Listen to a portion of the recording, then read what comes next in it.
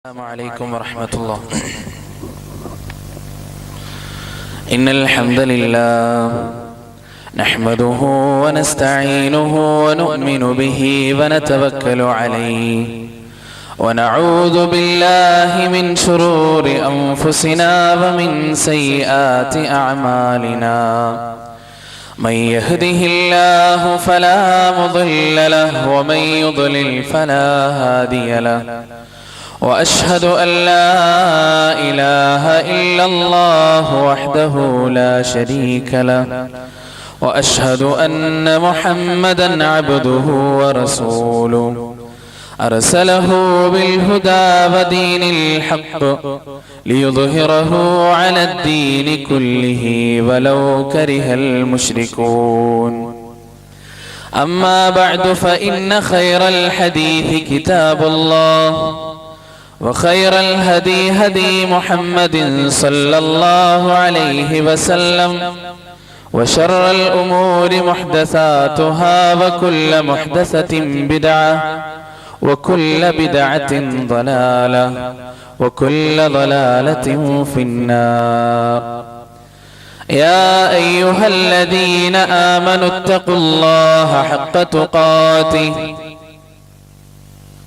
ولا تموتن إلا وأنتم مسلمون. اللهم صل على محمد وعلى آل محمد كما صليت على إبراهيم وعلى آل إبراهيم. اللهم بارك على محمد وعلى آل محمد كما باركت على إبراهيم وعلى آل إبراهيم إنك حميد مجيد. أعوذ بالله من الشيطان الرجيم.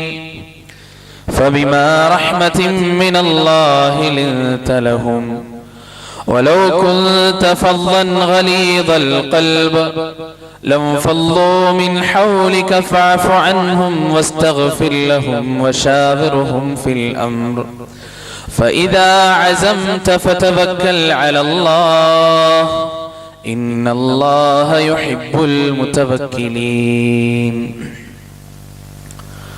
ബഹുമാനമുള്ള സത്യവിശ്വാസികളെ, അല്ലാഹുവിന്റെ നിയമങ്ങളും നിർദ്ദേശങ്ങളും അനുസരിച്ച് ജീവിതത്തെ ധന്യമാക്കണമെന്ന് ഉണർത്തുകയാണ്. നശ്വരമായ ഈ ലോക ജീവിതത്തിന്റെ ഓരോ നോക്കുകൾക്കും വാക്കുകൾക്കും ചിന്തകൾക്ക് പോലും നാളെ റബ്ബിന്റെ കോടതിയിൽ ഉത്തരം പറയേണ്ടി വരുമെന്നും നാളിതുവരെ സമ്പാദിച്ച സമ്പാദ്യങ്ങൾക്കോ സന്താനങ്ങൾക്കോ സ്നേഹബന്ധങ്ങൾക്കോ സ്ഥാനമാനങ്ങൾക്കോ സമൂഹങ്ങൾക്കോ സംഘടനകൾക്കോ സൽപ്പേരുകൾക്കോ നാളെ റബ്ബിന്റെ കോടതിയിൽ നമ്മെ തുണക്കുവാനോ നമുക്ക് വേണ്ടി ശുപാർശ ചെയ്യുവാനോ നമ്മുടെ തെറ്റുകുറ്റങ്ങൾ ഏറ്റെടുക്കുവാനോ സാധിക്കുകയില്ല എന്നും സ്നേഹത്തിന്റെ ഭാഷയിൽ ഓർമ്മിപ്പിക്കുകയാണ്. നാം ഇന്നിവിടെ ഒരുമിച്ച് കൂടിയിരിക്കുന്നത് പ്രവാചക സ്നേഹവും അതുപോലെ തന്നെ അന്ധവിശ്വാസങ്ങളും അനാചാരങ്ങളും എന്ന വിഷയത്തെക്കുറിച്ച് സംസാരിക്കാനാണ്. ഒരുപക്ഷെ ഈ സദസ്സിലിരിക്കുന്ന കൂട്ടത്തിൽ മിക്ക ആളുകളും ഈ വിഷയം കേട്ട് തഴമ്പിച്ചവരായിരിക്കും. അതുകൊണ്ട് തന്നെ ഒരിക്കലും ഈ സദസ്സിനെ മാത്രം ഉദ്ദേശിച്ചുകൊണ്ടായിരിക്കില്ല ഇവിടെ നടത്തുന്ന പ്രഭാഷണങ്ങൾ. മറിച്ച് സദസ്സിലിരുന്നു കൊണ്ടും വീടുകളിലും കടകളിലും ഇരുന്നു കൊണ്ടും ശബ്ദം കേൾക്കുന്ന എല്ലാവരോടും കൂടിയാണ് സംസാരിക്കാനുള്ളത്. ആരാണ് സത്യത്തിൽ പ്രവാചകൻ? അല്ലാഹു സുബ്ഹാനഹു വ തആല ഖുർആനിലൂടെ പ്രവാചകൻ സല്ലല്ലാഹു അലൈഹി വസല്ലമയെ അപ്രിഷിയേറ്റ് ചെയ്തിട്ടുണ്ട്. സൂറത്തുൽ ഖലമിന്റെ ഒരു വചനം നമുക്ക് ഇങ്ങനെ വായിക്കാം. വ ഇന്നക ലഅലാ ഖുലുഖിൻ അദീം. പ്രവാചകരെ, താങ്കൾ വളരെ വല്ലാത്ത ഒരു സ്വഭാവത്തിന്റെ ഉടമയാണ്, വല്ലാത്ത ഉത്കൃഷ്ടമായ ഒരു സ്വഭാവത്തിന്റെ ഉടമയാണ് താങ്കൾ. ആരാണ് പറയുന്നത്? അല്ലാഹുവാണ് പറയുന്നത്. ലോകത്തെ മുഴുവനും സൃഷ്ടിച്ച അണ്ടകടാഹങ്ങളുടെയും ബ്രഹ്മാണ്ടകടാഹത്തിന്റെയും നാഥനായ നബുലകളെയും തമോഗർത്തങ്ങളെയും നിയന്ത്രിക്കുന്ന പ്രപഞ്ച സൃഷ്ടാവായ റബ്ബാണ് പറയുന്നത്, മുഹമ്മദേ, താങ്കൾ വല്ലാത്ത ഒരു സ്വഭാവത്തിന് ഉടമയാണ്. സുബ്ഹാനല്ലാഹ്. എത്രമാത്രമായിരിക്കും പ്രവാചകൻ സല്ലല്ലാഹു അലൈഹി വസല്ലമയുടെ ഹൃദയത്തിന്റെ ആർദ്രത, എത്രമാത്രമായിരിക്കും പ്രവാചകൻ സല്ലല്ലാഹു അലൈഹി വസല്ലമയുടെ ഹൃദയം തുളുമ്പു നിന്ന കാരുണ്യത്തിന്റെ വല്ലാത്ത ഉറവിടം, എത്രമാത്രമായിരിക്കും പ്രവാചകൻ സല്ലല്ലാഹു അലൈഹി വസല്ലമയുടെ ഹൃദയത്തെ മൂടി നിന്ന വാത്സല്യത്തിന്റെ ഉറവിടം, അല്ലേ? അതുകൊണ്ടല്ലേ അല്ലാഹു സുബ്ഹാനഹു വ തആല പ്രവാചകനോട് ചോദിച്ചത്, വഇന്നക ലഅലാ ഖുലുഖിൻ അസീം, എത്ര മഹനീയമായ സ്വഭാവത്തിന്റെ ഉടമയാണ്. മനസ്സിലാവുന്നുണ്ടോ? വലിയ ഗൗരവമേറിയ കാര്യമാണ്, അല്ലേ? ആരാണ് അപ്രിഷിയേറ്റ് ചെയ്യുന്നത്, ആരാണ് അഭിനന്ദിക്കുന്നത്? മൻമോഹൻ സിംഗ് അല്ല, ജോർജ് ഡബ്ല്യു ബുഷ് അല്ല, ഒബാമയല്ല, അബ്രഹാം ലിങ്കൻ അല്ല, ഉമ്മൻചാണ്ടിയല്ല, കേരളത്തിലെയോ കർണാടകയിലെയോ ഏതെങ്കിലും സംസ്ഥാനങ്ങളിലെയോ മുഖ്യമന്ത്രിമാരോ IPS ഉദ്യോഗസ്ഥന്മാരോ IAS ഉദ്യോഗസ്ഥന്മാരോ അല്ല. മറിച്ച് ആരാണ് മുഹമ്മദ് നബി സല്ലല്ലാഹു അലൈഹി വസല്ലമയെ അഭിനന്ദിക്കുന്നത്? അല്ലാഹുവാണ്. ലോകത്ത് ഇന്ന് വരെ കഴിഞ്ഞ എല്ലാ പ്രസിഡന്റുമാരെയും എല്ലാ മന്ത്രിമാരെയും എല്ലാ രാജാക്കന്മാരെയും സ്വേച്ഛാധിപതികളെയും ഏകാധിപതികളെയും സൃഷ്ടിച്ച് അവർക്ക് വേണ്ടുന്നതെല്ലാം നൽകി ആകാശത്തിന്റെ അനന്തവിഹായസിൽ വട്ടമിട്ട് പറക്കുന്ന പറവകളെയും കടലിന്റെ ആഴങ്ങളിൽ ഊളിയിടുന്ന മത്സ്യങ്ങളെയും ഭൂമിയുടെ അടിവാരങ്ങളിൽ ജീവിക്കുന്ന എണ്ണമറ്റ എണ്ണിയാൽ ഒതുങ്ങാത്ത ജീവജാലങ്ങളുടെ വൈഭവങ്ങളെയും വൈജാത്യങ്ങളെയും സൃഷ്ടിച്ച സൃഷ്ടിപ്പിന്റെ മഹോന്നതമായ മാതൃക മനുഷ്യന്റെ കണ്ണച്ചിപ്പിക്കുന്ന രൂപത്തിൽ ഈ ലോകത്ത് വിധാനിച്ച അല്ലാഹുവാണ് പറയുന്നത്. ആരോട്? ലോകത്തിനാകമാനം കരുണ്യമായി കൊണ്ട് പടച്ച പ്രവാചകനോട്, മുഹമ്മദേ, പ്രവാചകരെ, വല്ലാത്ത ഒരു സ്വഭാവത്തിന്റെ ഉടമയാണ് താങ്കൾ. സൂറത്തുൽ ആല ഇംറാനിലൂടെ അല്ലാഹു സുബ്ഹാനഹു വ തആല പറഞ്ഞു, ഫബിമാ റഹ്മത്തിൻ മിനല്ലാഹി ലിൻത ലഹും വലൗ കുൻത ഫദ്ദൻ ഗലീദൽ ഖൽബ് ലം ഫദ്ദു മിൻ ഹൗലിക ഫഅഫു അൻഹും വസ്തഗ്ഫിർ ലഹും വശാവിർഹും ഫിൽ അംർ ഫഇദാ അസംത ഫതവക്കൽ അലല്ലാഹ്. അല്ലാഹുവിന്റെ മറ്റൊരു അഭിനന്ദനം, അല്ലേ സഹോദരങ്ങളെ? സലഫികളാണെന്ന് അവകാശപ്പെടുന്ന നമുക്ക്, മുജാഹിദുകളാണെന്ന് അവകാശപ്പെടുന്ന നമുക്ക്, ലാ ഇലാഹ ഇല്ലല്ലാഹ് എന്ന ഉത്തുംഗമായ വചനത്തിന്റെ വക്താക്കളാണെന്ന് അവകാശപ്പെടുന്ന നമുക്ക് ഏറ്റവും ആദ്യമായും അടിസ്ഥാനപരമായും വേണ്ട ഏറ്റവും വലിയ ഗുണം സ്വഭാവശുദ്ധിയാണ്. അതാണ് പ്രവാചകന്റെ മാതൃക, അല്ലേ? എന്താണ് സ്വഭാവശുദ്ധി? പ്രവാചകൻ സല്ലല്ലാഹു അലൈഹി വസല്ലമ പറഞ്ഞു, ഒരു നന്മ പോലും നീ ചെറുതായി കാണരുത്, ഒരൊറ്റ നന്മ പോലും നീ ചെറുതായി കാണരുത്. എത്ര വരെ നിന്റെ സഹോദരന്റെ മുഖത്ത് നോക്കി നീ ഒന്ന് പുഞ്ചിരിക്കുന്നത് പോലും, ആ ഒരു നന്മ പോലും ചെറുതായിട്ട് നീ കാണരുത്.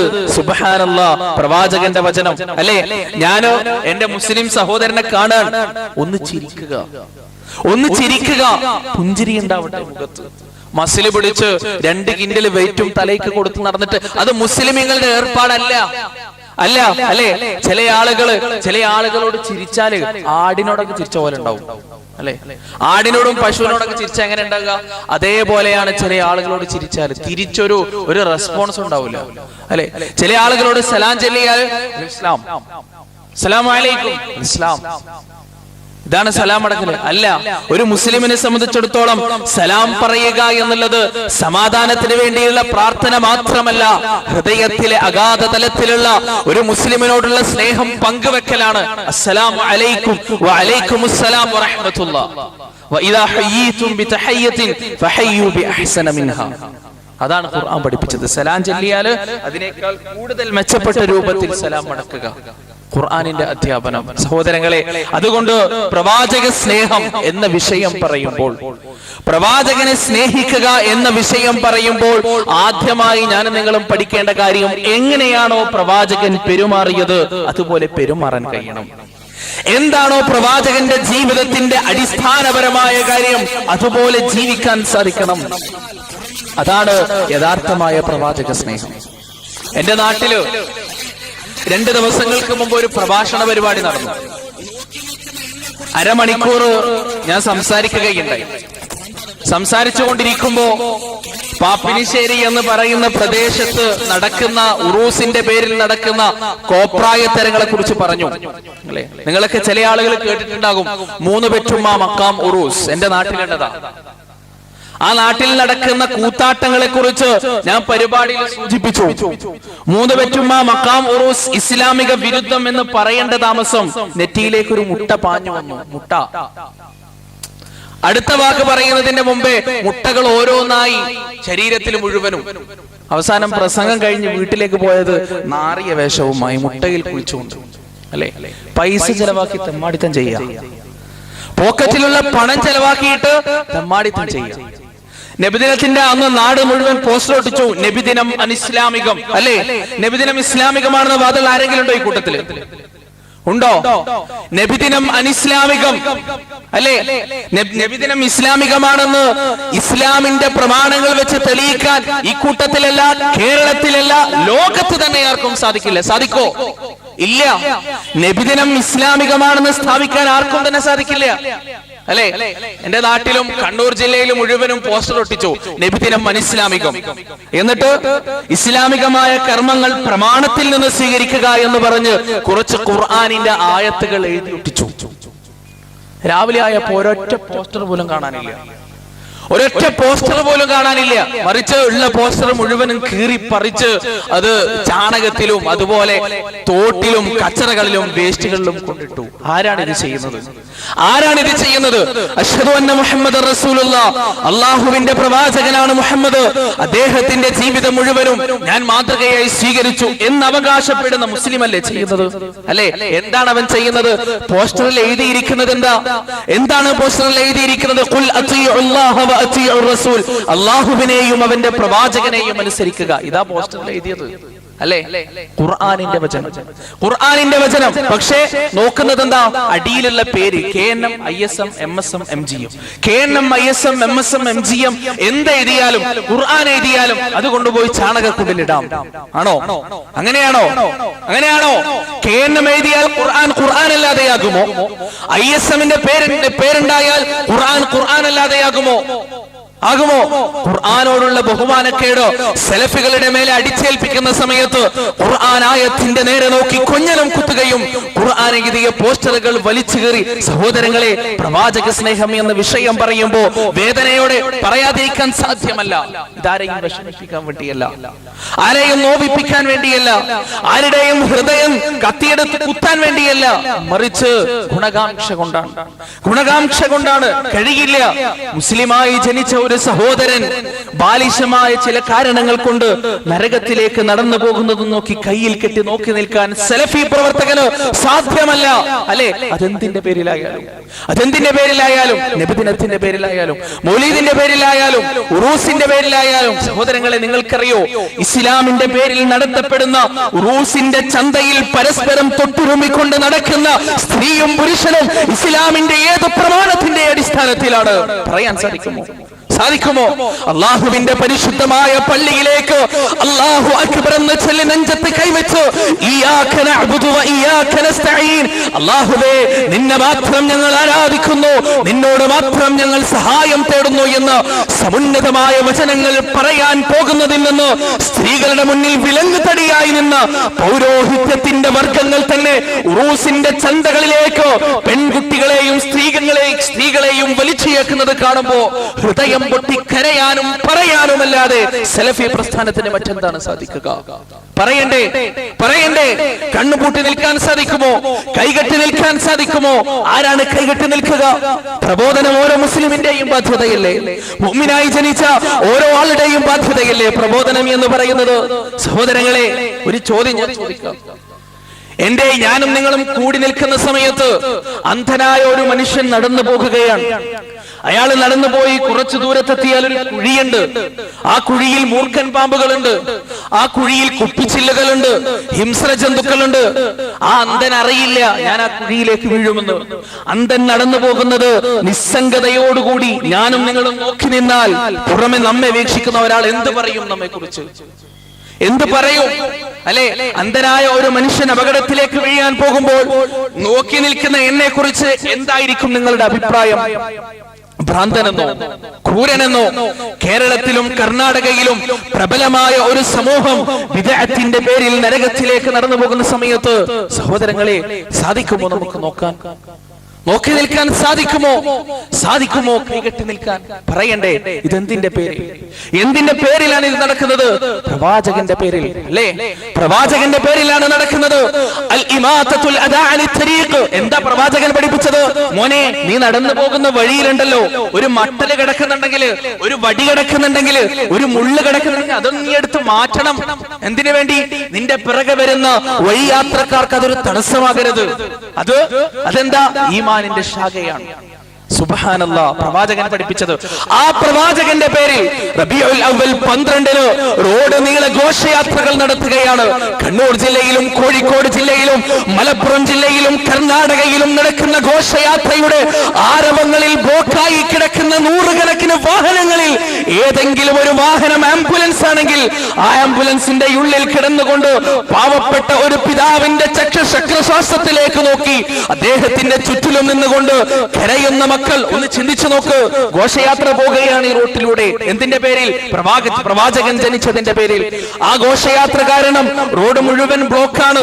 ആ ബ്ലോക്കിന്റെ നിരയിൽ എവിടെയോ ഒരു ആംബുലൻസ്. ആ ആംബുലൻസിന്റെ ഉള്ളിൽ സ്വന്തം ജീവന് വേണ്ടി പിടയുന്ന വൃദ്ധനായ ഒരു മനുഷ്യൻ. ആ വൃദ്ധനായ മനുഷ്യന്റെ പിടച്ചിലേക്ക് നോക്കി കണ്ണുനീരോടുകൂടി കാത്തു നിൽക്കുന്ന അവരുടെ മക്കൾ, അല്ലെ? അദ്ദേഹത്തിന്റെ മക്കൾ, അദ്ദേഹത്തിന്റെ ഭാര്യമാർ, അല്ലെ? ആ മക്കൾ എന്താ പറയുക? ഞങ്ങളുടെ വാപ്പ, പ്രിയപ്പെട്ട ഞങ്ങളുടെ വാപ്പ, ഞങ്ങളുടെ പൊന്നാര വാപ്പ, ഈ വാപ്പയൊന്ന് രക്ഷപ്പെട്ട് കിട്ടിയെങ്കിൽ കുറച്ചുകൂടി ഞങ്ങളുടെ കൂടെ ചിരിക്കാനും പറയാനും കൊഞ്ചാനും ഞങ്ങളുടെ പ്രിയപ്പെട്ട വാപ്പ കൂടെ ഉണ്ടായിരുന്നെങ്കിൽ എന്ന ദയനീയമായ വികാരത്തോടുകൂടി വാപ്പയുടെ ജീവൻ തുടിക്കുന്ന മുഖത്തേക്ക് നോക്കി കരയുന്ന പാവപ്പെട്ട മക്കൾ ഈ ബ്ലോക്കിൽ കിടന്ന് എന്താണ് പറയുക? എന്തായിരിക്കും അവരുടെ മനസ്സിലുണ്ടാകുക? സഹോദരങ്ങളെ, ആ ആംബുലൻസിലിരിക്കുന്ന ഓരോ മനുഷ്യനും വല്ലാഹി ഒരു സംശയവുമില്ലാതെ പറയും, ഏതൊരു കാര്യത്തിന് വേണ്ടിയാണോ ഈ ഘോഷയാത്ര സംഘടിപ്പിച്ചത് ആ കാര്യത്തിന് അവർ ശപിക്കുക തന്നെ ചെയ്യും. ഇല്ലേ? ശപിക്കില്ലേ? ആ ആംബുലൻസിന്റെ ഉള്ളിൽ കിടന്നെങ്ങാനും ആ മനുഷ്യന്റെ ജീവൻ നഷ്ടപ്പെട്ടു പോയാൽ, വൃദ്ധനായ ആ പിതാവിന്റെ ജീവൻ നഷ്ടപ്പെട്ടു പോയാൽ എന്താണ് അതിന്റെ കാരണം? ലോകത്തിനാകമാനം കാരുണ്യത്തിന്റെ പാഠം പഠിപ്പിച്ചു കൊടുത്ത പ്രവാചകന്റെ പേരിൽ നടത്തിയ കൂത്താട്ടത്തിന്റെ കാരണമായി ബലി നൽകപ്പെട്ട നിരപരാധിയായ ഒരു ജീവന്, പാപ്പയെ നഷ്ടപ്പെട്ട നിരപരാധികളായ മക്കൾക്ക്, പ്രിയപ്പെട്ട സഹോദരങ്ങളെ, ജീവൻ തിരിച്ചു കൊടുക്കാൻ, വാപ്പയെ തിരിച്ചു കൊടുക്കാൻ, പൊന്നാര ഭർത്താവിനെ തിരിച്ചു കൊടുക്കാൻ ഏത് ഉസ്താദുണ്ട് ഈ ലോകത്തിന്റെ മണ്ണിൽ? ഏത് പുരോഹിതനുണ്ട് ഈ കേരളത്തിന്റെയും കർണാടകയുടെയും മണ്ണിൽ? ഇല്ലല്ലോ. എന്താണ് നാം ചെയ്യുന്നത്? ഇതാണോ പ്രവാചക സ്നേഹം? ഇതാണോ പ്രവാചക സ്നേഹം? ഇതിനാണോ പ്രവാചക സ്നേഹം എന്ന് പറയുന്നത്? പ്രവാചകനെ പറയിപ്പിക്കലാണിത്. പ്രവാചകന്റെ വ്യക്തിത്വത്തിലേക്കോ ചപ്പുചവറുകൾ വാരി എറിയിക്കലാണിത്, അല്ലെ? ആംബുലൻസിലിരിക്കുന്ന ആ പിഞ്ചോമന പൈതങ്ങൾ സ്വാഭാവികമായി പറഞ്ഞു പോകില്ലേ, ഇവരുടെ മുഹമ്മദ് നബിയുടെ ജന്മദിവസമായ കാരണം ഇതാ ഞങ്ങളുടെ വാപ്പ മരിക്കാൻ പോകുകയാണ് പറയില്ലേ? ഇല്ലേ? കോമൺ സെൻസ് കൊണ്ട് ചിന്തിച്ചു നോക്ക് സഹോദരങ്ങളെ. ഇതാണോ പ്രവാചക സ്നേഹം? ഇതാണോ പ്രവാചക സ്നേഹം? ആർക്കെങ്കിലും തോന്നുന്നുണ്ടോ ഇത് ശരിയാണ്? എന്നാൽ ഒന്നല്ല, ആയിരക്കണക്കിന് സംഭവങ്ങൾ നടന്നിട്ടുണ്ട്. കണ്ണൂർ ജില്ലയിൽ കണ്ണൂർ പഴയ ബസ് സ്റ്റാൻഡ് തൊട്ട് പുതിയേരി വരെ ബ്ലോക്ക് ഉണ്ടായിട്ടുണ്ട്, അല്ലെ? ഏകദേശം 6 കിലോമീറ്റർ വാഹനം ബ്ലോക്കായി നിന്നിട്ടുണ്ട്. എത്ര ആളുകൾ ഉണ്ടാവും ആ കൂട്ടത്തിലെ സഹോദരങ്ങളെ? എത്ര ആളുകൾ ഇന്റർവ്യൂവിന് പോകുന്ന, ജോലിക്ക് വേണ്ടി അന്വേഷിക്കുന്ന യുവാക്കളായ ആളുകൾ, വാപ്പയെയും കൊണ്ട് ഹോസ്പിറ്റലിലേക്ക് പോകുന്നവർ, പ്രഭാഷണം നടത്താൻ വേണ്ടി വേദിയിലേക്ക് തിരക്കിട്ട് പോകുന്ന പ്രഭാഷകന്മാർ, ഇവരെ മുഴുവനും ഉപദ്രവിച്ചില്ലേ? എന്തിന്റെ പേരിൽ? പ്രവാചകന്റെ പേരിൽ. അതുകൊണ്ട് എന്റെ ശബ്ദം ശപിക്കുന്നവരുടെ കൂട്ടത്തിൽ ആരെങ്കിലും നബിദിനാഘോഷത്തെ അനുകൂലിക്കുന്നവരുണ്ടെങ്കിൽ സ്നേഹത്തോടെ, ബഹുമാനത്തോടെ, കാരുണ്യത്തോടെ എനിക്ക് പറയാനുള്ളത്, പൊന്നനുജ, പൊന്നുജ്യേഷ്ഠ, അതിൽ നിന്ന് പിന്മാറി അല്ല, അതല്ല പ്രവാചക സ്നേഹം. ആഘോഷമല്ല പ്രവാചക സ്നേഹം, അനുകരണമാണ് പ്രവാചക സ്നേഹം. അനുകരണമാണ് പ്രവാചക സ്നേഹം. നിങ്ങൾ ഒന്ന് ശ്രദ്ധിച്ചിട്ടുണ്ടോ? നബിദിനാഘോഷത്തിന്റെ, നബിദിനത്തിൽ നടക്കുന്ന ഘോഷയാത്രയുടെ മുൻപിൽ നിൽക്കുന്ന ആർക്കും താടി ഉണ്ടാവില്ല. എന്തേ? പ്രവാചകൻ ജനിച്ച ദിവസം ഇത്രമാത്രം കൊണ്ടാടുന്ന മനുഷ്യർ, പ്രവാചകനെ ഇത്രമാത്രം സ്നേഹിക്കുന്ന മനുഷ്യർ എന്തുകൊണ്ട് താടി വെച്ചുകൂടാ? വേറൊരു കാര്യം നിങ്ങൾക്കറിയോ? നബിദിനം റബീഉൽ അവ്വൽ 12 നബി ജനിച്ചു എന്നുള്ളതിന് 2-3 അഭിപ്രായമുണ്ട്. നബി ജനിച്ചു എന്ന കാര്യത്തിന് 2-3 അഭിപ്രായമുണ്ട്. കാരണം റബീഉൽ അവ്വൽ 12 നബി ജനിച്ചു. ആ കാലം നബി ജനിക്കുമ്പോൾ നബി പ്രവാചകനല്ല, ആണോ? നബി സല്ലല്ലാഹു അലൈഹി വസല്ലം ജനിക്കുന്ന സമയത്ത് ആരാ? ആമിനയുടെയും അബ്ദുള്ളയുടെയും മകൻ. നബിയല്ല. നബി പ്രവാചകനായത് എപ്പോഴാ? 40ാമത്തെ വയസ്സിൽ. പക്ഷേ നബി സല്ലല്ലാഹു അലൈഹി വസല്ലം മരിച്ചത് റബീഉൽ അവ്വൽ 12-നാണ്. വ്യക്തമായ റിപ്പോർട്ടാണ്, തെളിവുള്ള റിപ്പോർട്ടാണ്. 2 അഭിപ്രായമില്ല. നബി സല്ലല്ലാഹു അലൈഹി വസല്ലം മരിച്ചത് റബീഉൽ അവ്വൽ 12-നാണ്. സംശയമില്ല, തർക്കമില്ല. ഏതാണ് ആ ദിവസം? ഏതാണ് ആ ദിവസം? തന്റെ അരയിൽ നിന്ന് വാളൂരിക്കൊണ്ട് ഉമർ റളിയല്ലാഹു അൻഹു കൊന്നുകളയുമെന്ന് ഭീഷണിപ്പെടുത്തിയ ദിവസം.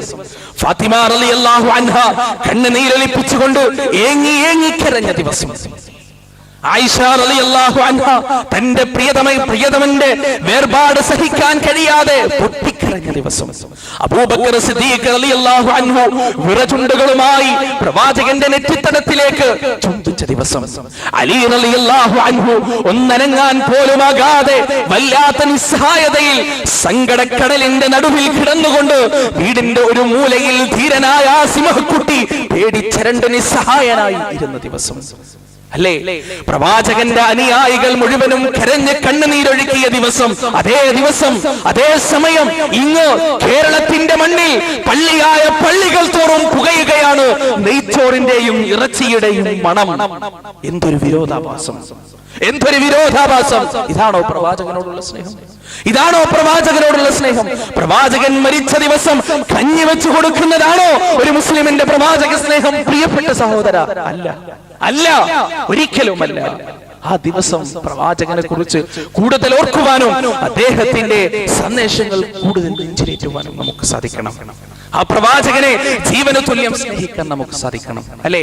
ഈ പ്രവാചകന്റെ പേരിൽ നബിദിന ദിവസങ്ങളിൽ ഘോഷയാത്ര നടത്തുന്നവർ ആ പ്രവാചകനെതിരെയുള്ള ആളുകൾ എന്ത് ചെയ്തോ അതുപോലെ ചെയ്യും, അല്ലെ?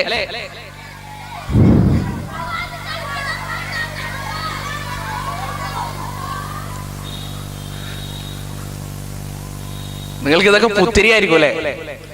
കേരളത്തിലൊക്കെ ഒരു പരിപാടി നടക്കുമ്പോണ്ടല്ലോ, സംസാരിച്ചുകൊണ്ടിരിക്കുമ്പോ അനൗൺസ്മെന്റ് ജീപ്പ് എവിടെങ്കിലും ഉണ്ടെങ്കിലും വിളിച്ചവിടെത്തി. ആര് പോയ അതേ വർക്കം വിളിച്ചവിടെ എത്തിച്ചിട്ട് പിന്നെ അവിടുന്ന് അങ്ങോട്ടും ഇങ്ങോട്ടും പട്രോളിംഗ് ആണ്. പിന്നെ അനൗൺസ് ചെയ്തിട്ട് മണിക്കൂർ അടങ്ങാറാക്കാതെ പോവില്ല. ഒരുപാട് നിങ്ങൾക്ക് അറിയുന്നതല്ലേ, ഈ പ്രവാചകന്റെ പേരിൽ നബിദിനം ആഘോഷിക്കുന്ന ആളുകൾ ചെയ്യുന്നത് എന്താ? പ്രഭാഷണം നടത്തുമ്പോ കല്ലെറിയും, അല്ലെ? പ്രഭാഷണം ഈ മംഗലാപുരത്തിന് ഒരുപാട് അറിയുന്ന ആളുകളല്ലേ നിങ്ങൾ, അല്ലെ? മംഗലാപുരത്ത് എത്ര സ്ഥലങ്ങളിൽ കല്ലേറുകൾ ഉണ്ടായിട്ടുണ്ട്, എത്ര സ്ഥലങ്ങളിൽ, അല്ലെ? ഈ കഴിഞ്ഞ ദിവസം എനിക്ക് മുട്ടേറ് കിട്ടി. അതൊന്നും പുതുമുള്ള കാര്യമല്ല, നല്ല മുട്ട എറിഞ്ഞത്. സാധാരണ കടയിൽ പോയി ചീഞ്ഞ മുട്ട ഉണ്ടോന്ന് അന്വേഷിക്കും, ചീഞ്ഞു നാറിയ മുട്ടുണ്ടോന്ന് അന്വേഷിച്ച് അതെടുത്തിട്ട് വന്നിട്ട് എറിയും. നല്ല മുട്ട എറിഞ്ഞിട്ട് തന്നെ ഒരുപാട് നേരം കുടിച്ചിട്ടും പോയില്ല, ശരീരത്തിന് മണം, അല്ലെ? എന്തൊരു വൃത്തികേടാ! ഇതാരാ ചെയ്തത്?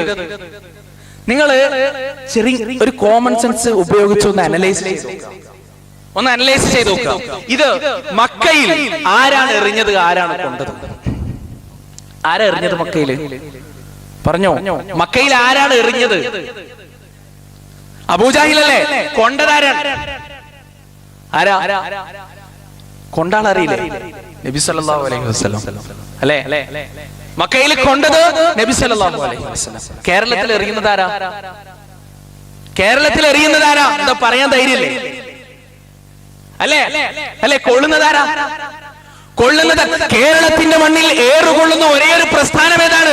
അല്ലെങ്കിൽ കർണാടകയുടെ മണ്ണിൽ ഏറുകൊള്ളുന്ന ഒരേ ഒരു പ്രസ്ഥാനം ഏതാണ്? ഏതാ സഹോദരങ്ങളെ? സലഫി പ്രസ്ഥാനല്ലേ, അല്ലെ? എന്തുകൊണ്ട് ഏറുകൊള്ളുന്നു? പ്രവാചകന്മാര് മുഴുവനും കൊണ്ടിട്ടുണ്ടോ? പ്രവാചകന്മാര് മുഴുവനും കൊണ്ടിട്ടുണ്ട്, അല്ലെ? നടുവിൽ നിന്ന് കളിക്കുന്ന ആളുകൾക്ക് ഏറുകൊള്ളാനില്ല. അപ്പുറവും ഇല്ല, ഇപ്പുറവും ഇല്ല, എല്ലാം. നിങ്ങൾക്കറിയോ, കേരളത്തിന്റെ മണ്ണിൽ ചില പ്രസ്ഥാനങ്ങളുണ്ട്, അവരൊരിക്കലും വളരില്ല, ഒരിക്കലും അവര് വളരില്ല. അവരുടെ പ്രസ്ഥാനങ്ങളുടെ ഉള്ളില് ഒരു പ്രശ്നം ഉണ്ടാവില്ല. അതിന് കാരണം എന്താ അറിയോ? ഈ ക്ഷാമം വന്നാല് ഏറ്റവും ആദ്യം മരിക്കുന്ന ജീവി ഏതാ? ആടാണ്. ഏറ്റവും അവസാനം മരിക്കുന്ന ജീവി ഏതാണെന്നറിയോ? കാക്കയാണ്. അതിന്റെ കാരണം എന്താ അറിയുന്നത്? ക്ഷാമം വന്നാൽ ഏറ്റവും അവസാനമായി മരിക്കുന്ന ജീവി കാക്കയാണ്. അതിന്റെ കാരണം അറിയോ? അതിന്റെ കാരണം കാക്ക ഈ ക്ഷാമം സംഭവിച്ചു മരിക്കുന്ന സകല ശവവും കൊത്തിത്തുന്നു. കാക്കയ്ക്ക് ഒന്നും തമ്മിൽ വ്യത്യാസമില്ല, ഒക്കെ പറ്റും. കാക്ക തന്നെ ചത്തിട്ടുണ്ടെങ്കിൽ അതും കൊത്തിത്തുന്നു. ഒരു കാക്ക ഇങ്ങനെ പറന്നുവാണ് വിശന്നിട്ട്, ആ കാക്കന്റെ ഉമ്മ അവിടെ മരിച്ചു കിടക്കുന്നുണ്ടെങ്കിൽ അതും കൊത്തിത്തുന്നു കാക്ക.